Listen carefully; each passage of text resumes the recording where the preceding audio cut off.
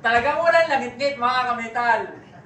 Isang magandang araw ho sa inyo mga kametal na andito po tayo sa Barangay Arawan, San Antonio, Quezon. Ano mga kametal? Muling nagbabalik ho tayo dito sa Quezon dahil dati ho, halos pabalik-balik na ho tayo dito.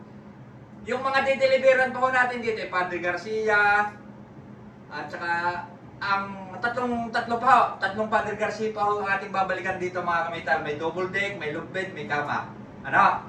Pero ito muna ho ay sa San Antonio, Quezon. Nag-deliver ho tayo ng 54x75. Ay shout out ho kay Sir Nick Seron. At saka kay Sir, anong pangalan Sir? Tony. Kay Tatay. Yan. Ipakita nyo kay Ede. Yan. Shout out po kay na Tatay. Yan. Tatay, wala kang ahon langit-ngit. Wala. Yan. Klase mga kami talagang papalangit-ngit pa. Yan, joke lang mga kami.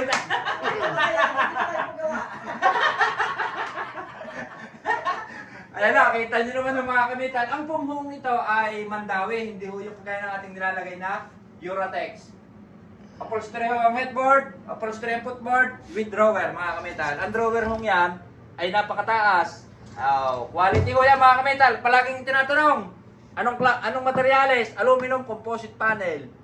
Tapos dito sa ating framing ay GI na tubular. Yan ho mga kamitan ay makapal. Ay kita nyo naman ho tunog, hindi ho tunog lata.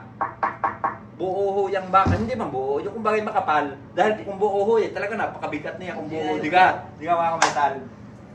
Wala akong langit-ngit, hindi na ako makasalta sa taas at nakasupatos ho ako ano mga kamitan.